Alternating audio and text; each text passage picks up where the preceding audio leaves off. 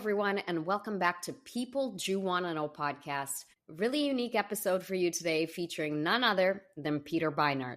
So many people tried to discourage me from interviewing Peter, but I'm actually so happy that I did. I will never shy away from conversations with people I disagree with. I think this is exactly what makes People Do Want to Know special and unique. I'm bringing you conversations with people who tend to not love to speak to us, but more importantly, these people end up saying things we have not heard them say before because of the special environment that I try to create.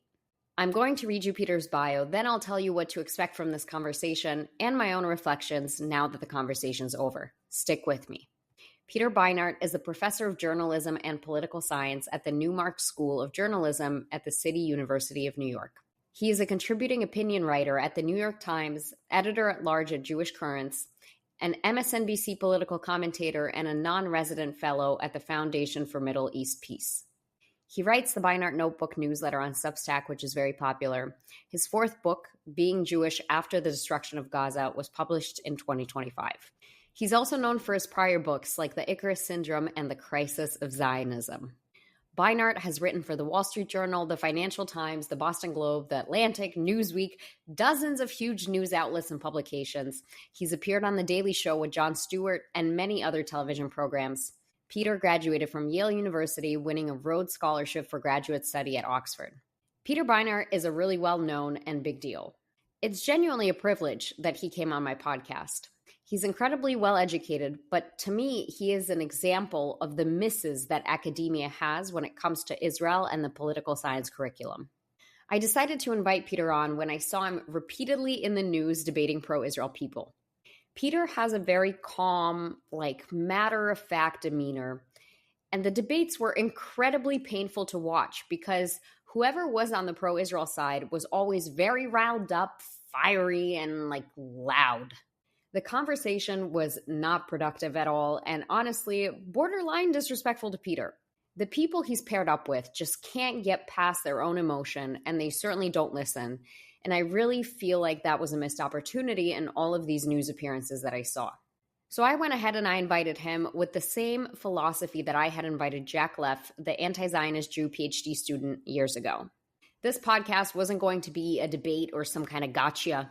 I genuinely wanted to hear Peter's strongest arguments for his case and internalize them. This is how we learn, and more importantly, this is how we make our own counter-arguments stronger. So I thank Peter for this educational moment that he's given me. As you listen to this, you might say that I let him off the hook, but that was really the point. You have to be able to sit with what people tell you, even when you disagree. So in this episode, you will hear Peter give us his point of view, and I don't necessarily challenge him on some things, but I do choose to challenge him on others. You'll hear me say things like, what evidence do you have to support this belief? But also keep in mind that I had a limited amount of time with him, so I had to pick which rabbit holes I wanted to go down. Now that I've had time to process our conversation, I'd like to offer my 2 cents on what I heard. In line with the typical anti-Zionist talking points, I think Peter fails to see the Palestinian people, and historically the Arab nations, as agents of their own demise. And even if he does think they are responsible for their own plight, if you will, Peter would probably argue that the responsibility is next to nothing when looking at the responsibility Israel has. I obviously disagree. And I think Peter fails to hold Palestinians accountably, both historically, but also in the present day. For instance, let's look at a historical example. In the episode, Peter makes the claim that Jewish people are often taught that Palestinians were only expelled from Palestine/Israel in 1948 after the Nakba happened, or also known as the 1948 Arab-Israeli War. This consequently gives Jewish people the justification that the expulsions that happened were legitimate because they happened as a result of war. Peter then goes on to argue that actually expulsions of Palestinians were happening even before the war. So Israel is being dishonest about their treatment of Palestinians. To be honest, when we recorded, I wasn't familiar with these expulsions that happened before the War of 1948. I looked into what these expulsions were. He cited a specific expulsion of April 1948, and even ChatGPT confirmed that those expulsions that occurred before the Nakba were as a result of Arab-Palestinian aggression and attacks at Jews. The Haganah came in, defended those Jews, and those Palestinians were consequently displaced and expelled. So it's not that Palestinians were ever displaced just because, or just for fun, or before the Nakba too. They were only ever displaced as a result of their own aggression that they started and were not able to fulfill. When the UN partition plan was signed, delineating a Palestinian Jewish state in 1947, there was already a huge uptick in violence from Palestinians towards Jews. So framing this as Israel displaced the Palestinians before the Nakba, it's like a major redaction of context. And this is what puzzles me most of all about Peter. He's clearly very intelligent, and I know definitively that he is aware of the entire history and the entire sequence of events. It's not that he doesn't know that the expulsions in April were as a result of Palestinian violence towards Jews. He knows. He just chooses to exclude it because it weakens his point. So when you hear him make claims throughout the episode, which I don't fact check him on in the moment, really pause to ask yourself, well, why did it happen this way? Why were Palestinians expelled even before the Nakba? And look it up, because even impartial sources like ChatGPT will tell you what I told you, because this is so well documented and undisputed in history. Another example of this redaction approach is Peter making the claim that Palestinians don't have the same rights as Jews under the law.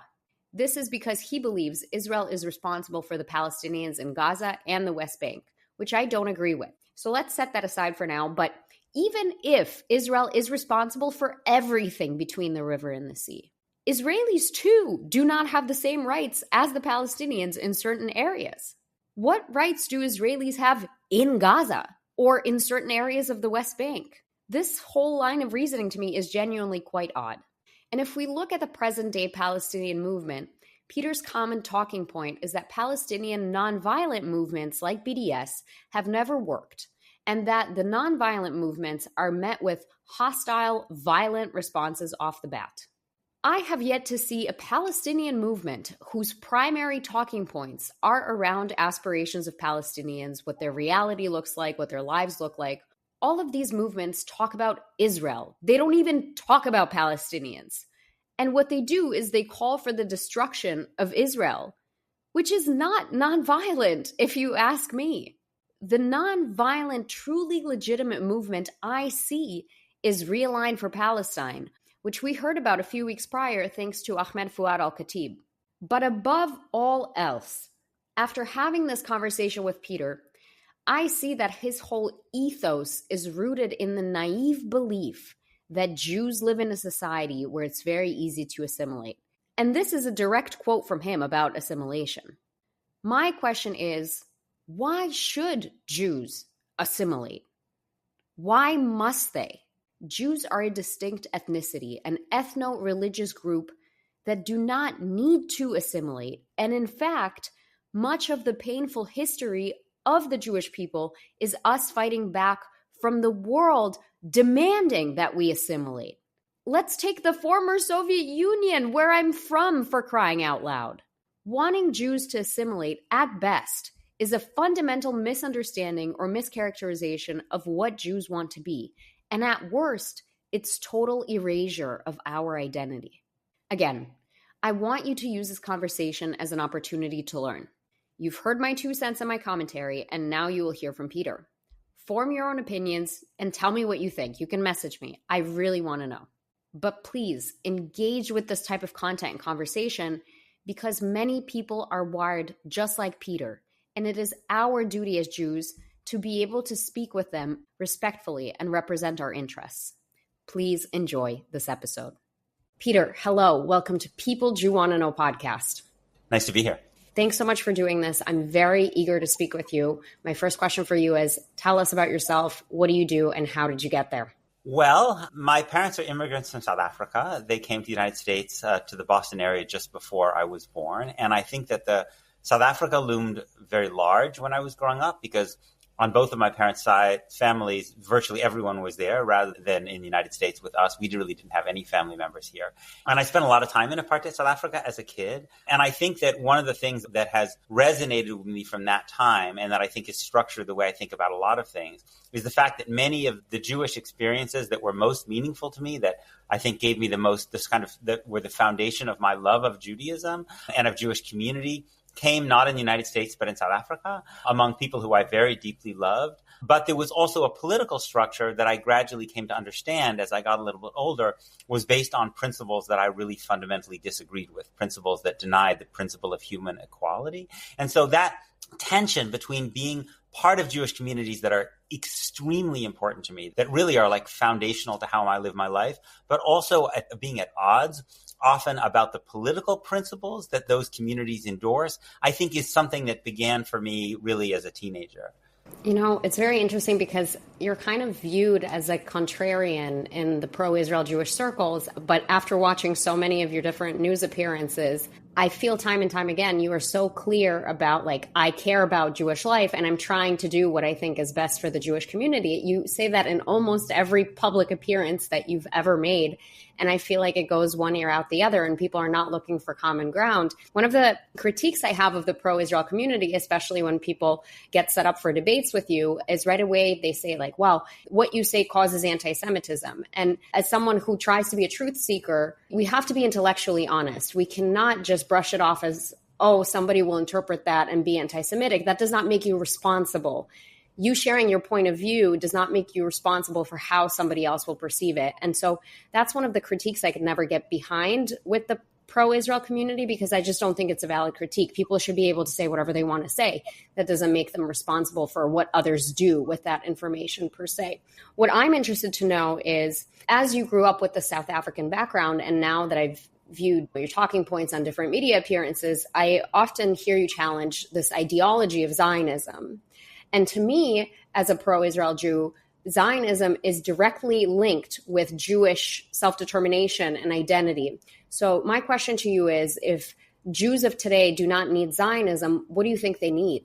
That's a big question. Let me say something both about identity and about self-determination. I think at the core of Jewish identity for me is Torah. And I think this is really what is bound. This is what rabbinic Judaism, the Judaism of the last 2,000 years, is centrally based on, written in the oral law, Torah and Talmud. And I think this has ultimately, I think, what has sustained the Jewish people. Now, that's not to say since the 19th century, there have been kind of versions of more secularized Jewish identity, in leftist forms, in nationalist forms. But I actually, regardless of what one thinks about Israel and Zionism, I actually don't think it's a particularly effective long-term strategy and vision for Jewish identity, right? The state of Israel only created in 1948. And I will just say, if I look at American Jewish, it's obviously different if you're in Israel, but when I look at American Jewish communities and I look at what is most likely to transmit from generation to generation and give young people a reason to remain Jewish in a society where it's very easy to assimilate,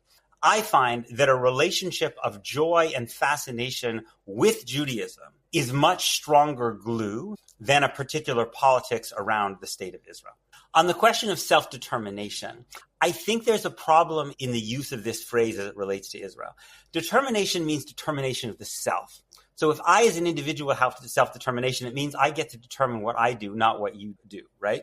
The problem when one talks about self-determination in Israel and Palestine is that there are two peoples there, roughly equal in size between the Jordan and the Mediterranean. So Jewish self-determination may give Jews the right to determine what Jews do, but it doesn't give them the right to determine what Palestinians do. And yet in Israel-Palestine, you have a state, Israel, that controls millions of Palestinians who don't have the most, as I see it, the most basic human rights. They don't have the right to be a citizen of the country in which they live. To me, that's not self-determination. That's actually a form of domination and oppression. So I think those are the way I would think about these two ideas of Jewish identity and self-determination as it relates to Israel and Zionism. A question for you to clarify so that I understand exactly what you mean. The critique of this choice that Israel has made on behalf of Palestinians, as you would say, to me, that is not a critique of Zionism as an ideology, but more so a critique of results of years of history that have unfolded and conflicts that have resulted in certain outcomes. Is your critique still of Zionism or just really of how history has played out? It's a great question. So I would say that before 1948, before the creation of the State of Israel, Zionism did not always mean the creation of a Jewish state.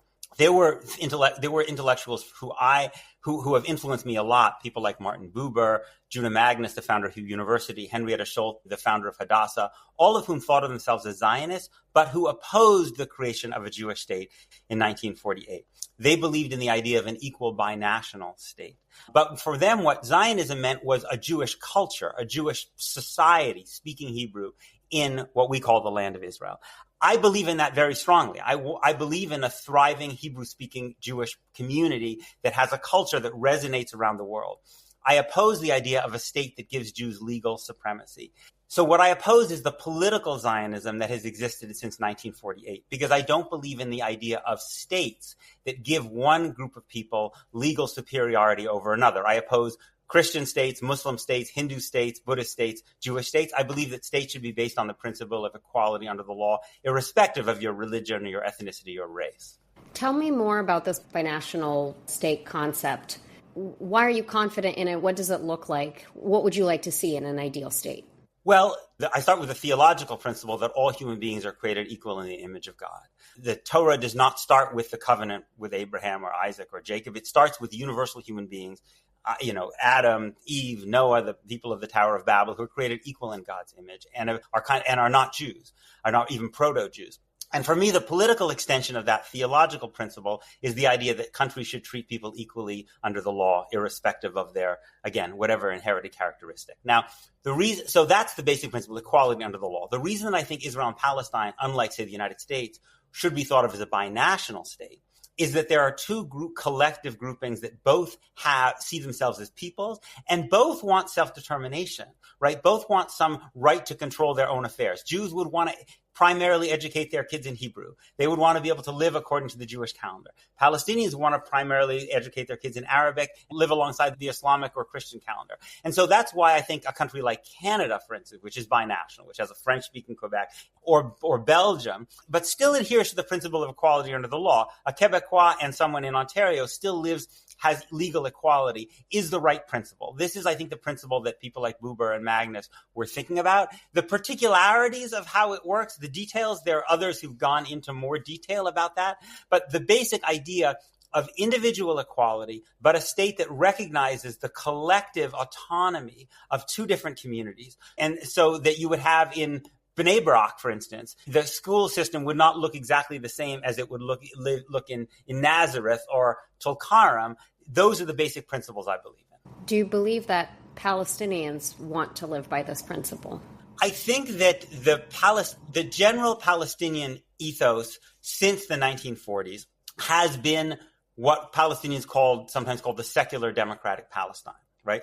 It was the idea that, so it was not a binational state. It was basically, the Palestinian narrative was, there was a place called Palestine.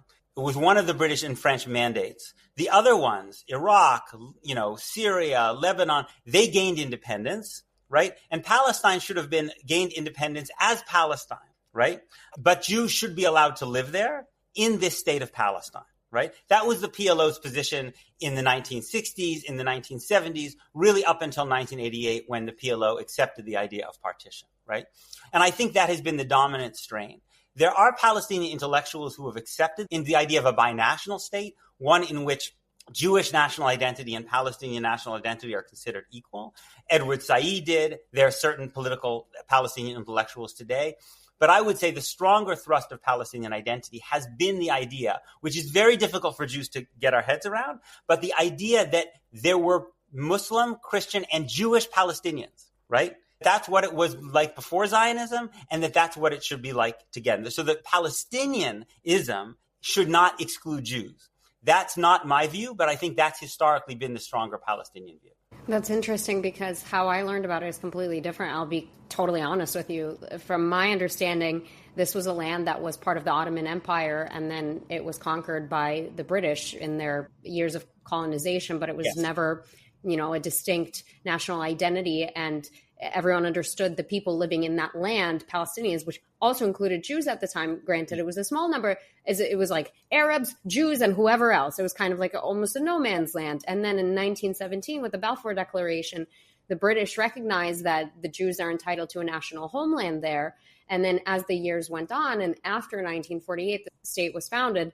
And I do feel that the Palestinians were not like on board with what Britain was doing, but they had no choice because they were under British control until the state fell. So by no means was it fair, or did anybody ask them, but that certainly was the outcome. And then again, in 1948, when what Palestinians called the Nakba, or we call a war, occurred, Palestinians lost. The Arab countries, the 5 Arab countries that waged war on Israel, lost. And Israel, as the victors, they got to remain in that land, and there were people displaced. Right. So there's a lot of what you would say that I would agree with. I think that Palestinian national identity is not that different from a lot of post-colonial identities. What is Nigerian identity, right?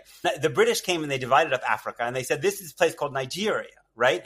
And then basically the people who were in this territory the British had grown rebelled against British colonialism. And in that nationalist movement, they created the Nigerian identity, or Ghanaian or Indonesian or wherever identity. So Palestinian identity is not, it's not different from that, right? It's a product of the fact that there was a mandate created called Palestine, next to one called Lebanon, next to comes Syria. And so you have the emergence of Syria, Lebanese, Palestinian identity. I think it's important that you acknowledge that from a Palestinian perspective, the Balfour Declaration would have seemed really unfair, right? Only about 10% of the population there were Jews in 1917, and even not all the Jews were Zionists. And the Palestinians were like, wait, you're saying that there's going to be a Jewish national home? You're not even making a claim that we'll have our national home? On the Israel's creation, and then what Palestinians call the Nakba, the catastrophe, I do think it's important for us to remember that a substantial chunk of the Palestinians who are expelled, perhaps a third, maybe more than a third, are expelled before May 14th, 1948. Before Israel, right? Israel declares independence May 14th. May 15th, the Arab armies invade. But Haifa and Jaffa, which are the 2 largest Palestinian population centers, are ethnically cleansed in April, before Israel declares independence and before the Arab armies attack. So I think often in Jewish mainstream discourse, the idea is like the Arab armies attack and then Israel expelled all these people. Actually, many, many Palestinians are expelled before the Arab armies attacked. And I think that's because the problem with the partition that was offered in November 1947 by the UN is that even the state that was set aside for Jews had an almost 50% Palestinian population. Right? That's the consequence of Palestinians being 66% of the population, but the Jewish state having 55% of the land. So Ben-Gurion had said explicitly, it's not a Jewish state in practice if it's almost 50% Palestinian. A Jewish state needs a large Jewish majority. How do you get a large Jewish majority? If not by pushing Palestinians out, which starts before. In fact, some historians have argued that one of the reasons the Arab armies attacked was there was such a massive exodus by Palestinians into their countries that they felt that this exodus would actually be destabilizing for their governments.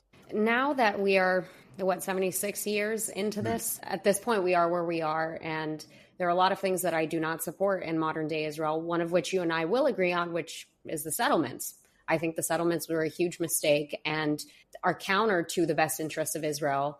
I wonder, now that we are in this conflict, what do you hope to see? How do you think we can unwind it? Because the reality is there is a state of Israel now.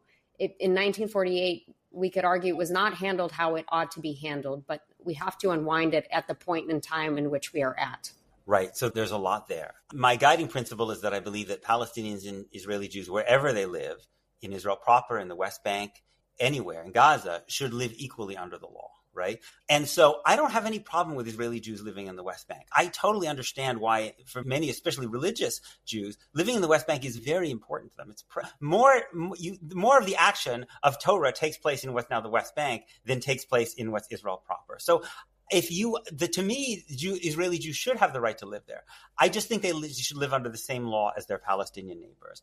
And so for me, the question is less about dismantling settlements per se and more about insisting that Israeli Jews who live in settlements live equally alongside Palestinians, and that there be historical justice for land that was seized from Palestinians. Similarly, and then this is taking me way off the derech in terms of kind of mainstream Jewish conversation, I believe that Palestinian refugees who were expelled in 1948 or in 1967, when a lot of other Palestinians were expelled, I believe they should have the right to return to the places they were from. I believe that if a Jew like you or me has the right to return to Israel after 2,000 years and get citizenship, how could we deny the right of someone who was expelled in 1948 or their children or grandchildren to have the right to return as well? And as a result of this, there will cease to be a Jewish majority in that land, correct? Well, there isn't one now. There's not a Jewish majority now. There's probably a slight Palestinian majority now between the river and the sea already. If we exclude the river and the sea, though, or the West Bank and Gaza, there is a Jewish majority in Israel because there are only, I think, 2 million Arab Israelis or something like that. Right. Yes, you're right. In Israel proper, but Israel controls all the territory between the river and the sea. And so if one looks at, I don't know why we would exclude the West Bank and East Jerusalem and Gaza from the territory that we think that about Israel, because Israel controls all of it. Well, I think it's because people would not agree with you that Israel controls all of it. And sorry, go ahead. I didn't mean to interrupt. That's all I mean. Like, they would say, we do not control Gaza. We left Gaza in 2005. We only control some parts of the West Bank, and the West Bank has their own elected authority. And I've heard you speak on this, and you talk about that even in the cases that, sure, there is, the PLO or whatever, yeah, Israel can come in for whatever reason militarily at any time into even the areas that they do not technically control, which is part of the reason I don't support what's happening in the West Bank, because you cannot in good conscience necessarily say that you do not control something if you in fact militarily do. So that part makes sense to me. Yeah, it's a gray area. I would say Gaza too. I mean, obviously Israel controls Gaza post October 7th, but I would even say before October 7th, between the disengagement in 2005 and October 7th of 2023, that Israel, in my mind, still controlled Gaza. It didn't control Gaza. It didn't have settlers or soldiers inside Gaza, but it controlled Gaza the way you would control a prison if you controlled everything that went inside and outside, in and out of the prison, all people, all commerce, even if you no longer had prison guards inside the prison. Israel controlled the population registry, which meant you couldn't legally go in and out of Gaza unless you were entered into the Israeli computer system. And that was true for exports and imports as well. Look, I do think that's a result of very unfortunate circumstances, mainly being war and terrorism that was waged on Israelis. So one of the things that I'm interested in to ask you is, like, what are the assurances to Israelis that they will not have to face the terrorism and the bus bombings and all the violence that they experience, which have created as a result exactly what you're saying, which is like this weird control that Israel has in some instances over Palestinian people that becomes questionable and arguable. And in general, like, what percentage responsibility do you think Palestinians have in the conditions that, in their own plight, let's say? How responsible do you think they are for their own plight? So those are good questions. I think I would disagree a bit with the idea of sequencing in terms of Israel's systems of in the West Bank and Gaza being a result of Palestinian violence. Remember, Israel takes control of East Jerusalem, the West Bank, and Gaza in 1967, right? Puts all these people under military law, and then in the 70s starts to build settlements in which the settlers have citizenship even while their Palestinian neighbors are living under military law.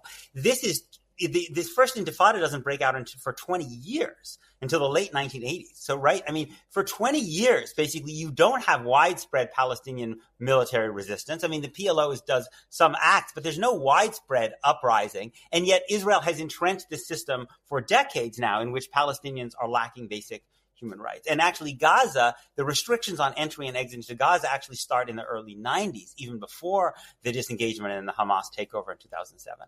I think that there are no guarantees that anybody can offer about the future for perfect safety under any circumstance. So I think it's just important to be honest about that, right? I don't think that the basic principle that I believe in is the idea that if you're going to live alongside people, you are safer if you live alongside people who have a voice in government than people who don't have a voice in government.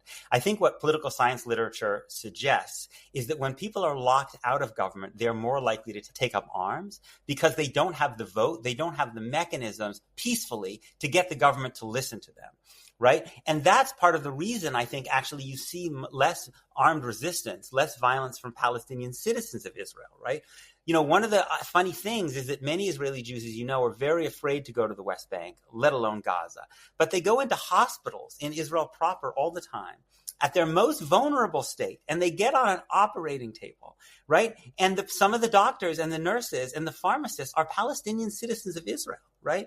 Why are Israeli Jews less afraid of those? We call them Arab Israelis, right? As if they're somewhat, but they're Palestinians. They're just the ones who didn't get expelled. Why are Israeli Jews less afraid of them than Palestinians in Gaza and the West Bank? And I think it has a lot to do with the fact that the Palestinian citizens have the vote. And when you have the vote, you have some mechanism that means that you can try to appeal for your interests without taking up arms. That's why I believe that Israeli Jews will be safer living alongside Palestinians who have legal equality.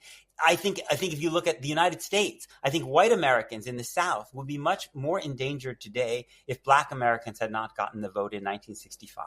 And so that's why I believe that while there is no perfect safety, that I believe Israeli Jews will be safer living alongside Palestinians who have legal rights than Palestinians who live under the conditions that Palestinians live under now in the West Bank, Gaza, and East Jerusalem, which have been characterized as apartheid by even Israel's own human rights organizations. I do wonder, let's imagine the conditions are what they are and Palestinians are not treated equally under the law. Yeah. Let's play out your scenario. Yeah.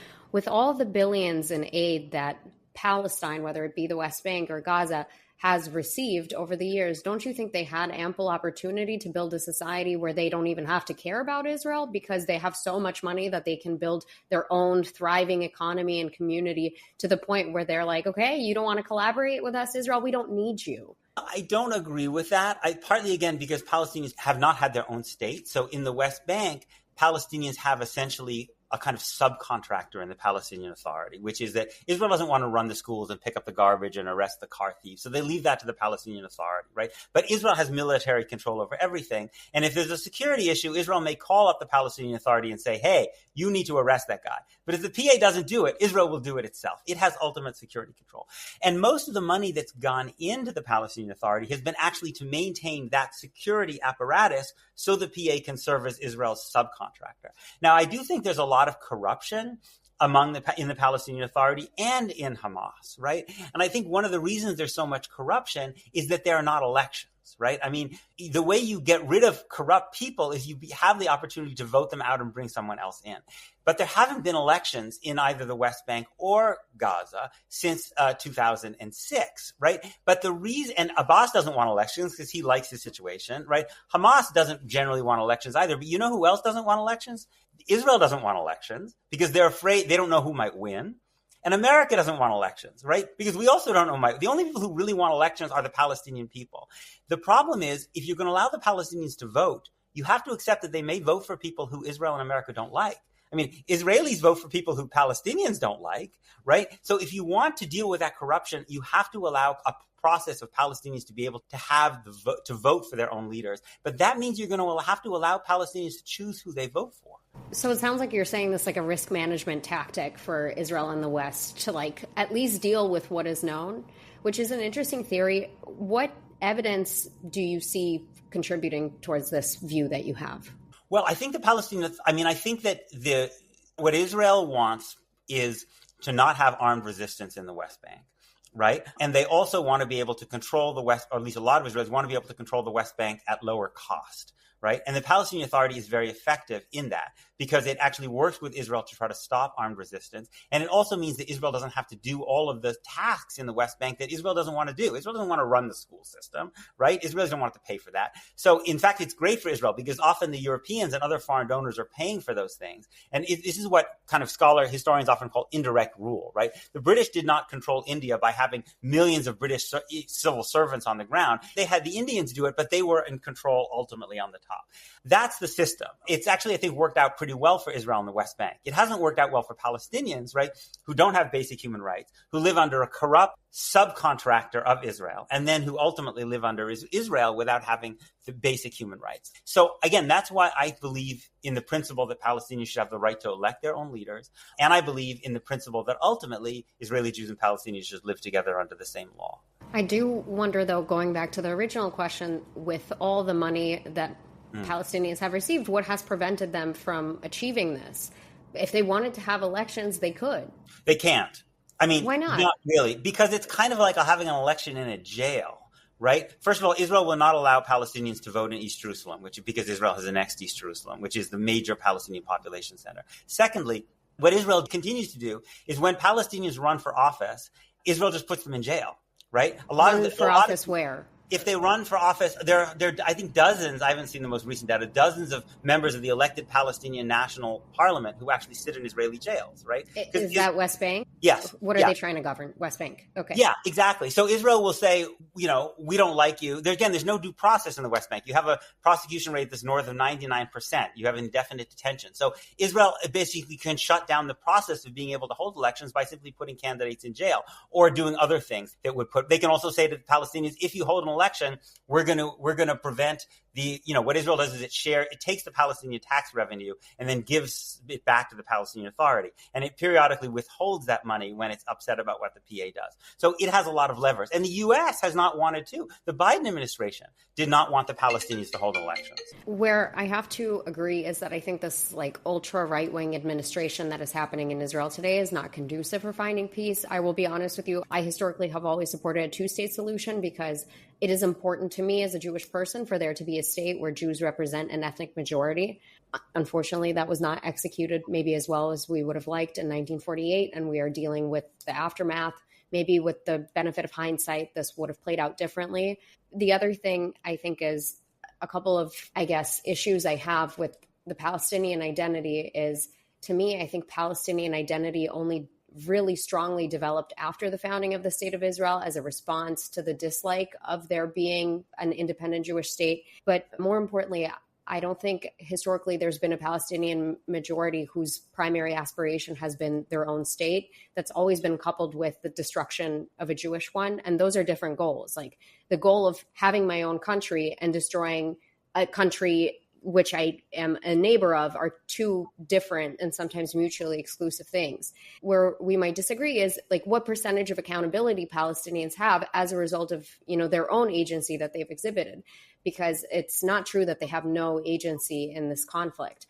And throughout different points in time, the percentage of agency they had might be different, but I don't think anyone can look at this fairly and say there's zero agency across the board, to begin with. Yeah, I guess I would say a couple things in response to what you said.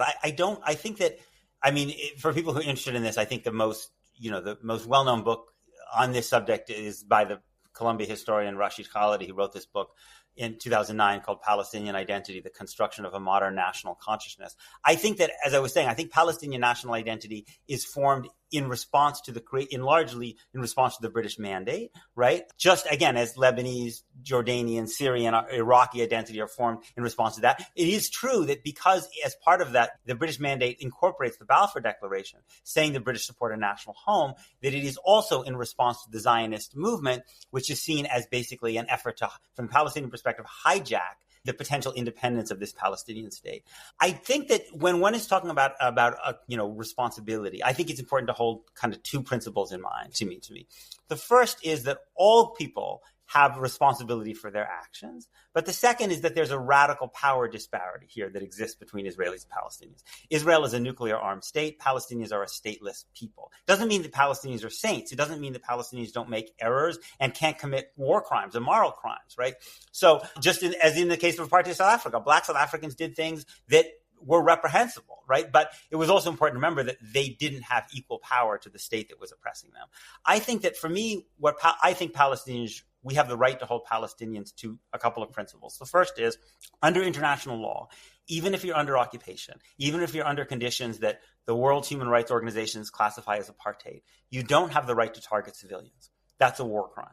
For death or for abduction, as Hamas did on October 7th, as Hamas has done in the past. They did in the 1990s, they did during the Second Intifada. Those are war crimes. Secondly, because I believe in the principle of legal equality, I believe that we can ask Palestinians to say that Israeli Jews deserve to live in this land as equals, right? It's wrong to say that no matter what you think of the injustices of the past, it's wrong to say that you're going to expel Israeli Jews, that they should go back to Poland or whatever. Those are the principles that I believe in. And so I do criticize Hamas and other groups when they violate those principles. But I also think that one of the things that frustrates me is that when Palestinians do try to adhere to those principles, I don't think in the Jewish kind of conversation they get a lot of credit for it, right? So, for instance, we often say that Palestinians should resist nonviolently, right? But if you look at the way that Israel and the American Jewish organizations respond to Palestinian nonviolence, they tend to be almost as hostile to Palestinian nonviolence as to Palestinian violence, right? The boycott, divestment, sanction movement, created in 2005, is a nonviolent movement which speaks about the principles of international law. It's not like American Jewish organizations said, wow, after the Second Intifada is over, the Palestinians have created a nonviolent movement. That's it. That's good for them, right? Instead, the Jewish organizations have gone around to state after state in the United States to pass these anti-BDS laws that basically say, unless you sign a pledge saying you won't boycott Israel, you can't get employment in state government, right? When the Palestinians did the Great March of Return in 2018, which was mostly nonviolent, Israel had these sharpshooters that they set up on the fence, and they shot so many Palestinians during those mostly nonviolent marches that they set up an amputee soccer team in Gaza afterwards. There were so many amputees. So I feel like we should be able to hold people accountable, but we're not very credible if we basically then respond as hostilely when Palestinians fight for their freedom in an ethical way as when they do it in an unethical way. Everybody can make choices, but those choices will always come with consequences, whether it's a violent or nonviolent means. And if you look at violent resistance in Northern Ireland, for example, one might argue that those people did not achieve anything with their violent resistance because Northern Ireland is still part of the UK. My point being that, you are free to do whatever you would like, but you are not free from consequences that come from your choices. Totally. And that's why I think that I think some of what the IRA did was really reprehensible. I mean, they killed a lot of people. They tried to blow up the Harrods department store. They tried to assassinate the Queen. But I think it's really important for us to think about, why is the IRA not blowing up stuff now? Because they were a really nasty organization in a lot of ways. Why did they stop? And I think the reason they stopped is because Catholics got political equality in Northern Ireland, which ultimately meant that Northern Ireland is now a safer place for Protestants as well as Catholics. As we wrap here, I know you have a book that you had just written. What message do you have to Jewish people today? I mean, at the core of, I guess, the argument of this book is that I believe that the state of Israel has become a kind of idol in American Jewish life, that idolatry is one of the gravest sins in Judaism. And I believe that we are treating the state as if it's something sacrosanct. As I see Jewish tradition, it's individual human beings that have rights, that have the right to dignity. They're created in the image of God. And every state, including the state of Israel, should be judged by how it treats the human beings under its control, half of whom are Palestinian. So when people say constantly, do you accept Israel's right to exist as a Jewish state? My answer would be, I don't believe that states have rights. I believe human beings have rights, and states are just instruments. They're only valuable to the degree that they allow human beings to flourish. And when I see the state of Israel doing what it is doing to Palestinians in the West Bank and especially in Gaza today, there's a statistic I saw, that Gaza now has more child amputees than any other place in the world, even though there are only 2 million people there, right? The life expectancy of a Palestinian in Gaza has declined 35 years. Since October 7th, right? When I see that, I see a state that is not honoring the dignity of all of the individuals under its control, and that I think we have the right and even the obligation to try to reimagine a state that would do a better job of that. Tell me, how can people connect with you on social media and learn more about your work? Well, I have this book. It's called Being Jewish After the Destruction of Gaza. I have a newsletter called the Beinart Notebook. I'm on X and Instagram and that kind of stuff. Thanks so much for the conversation. It gave me a lot to think about. Thanks for having me. If you've enjoyed this podcast, please go ahead and rate us 5 stars. Be the first to hear our episodes by subscribing to People Jew Want to Know wherever you get your podcasts. And for exclusive content, follow us on Instagram @People Jew Want to Know.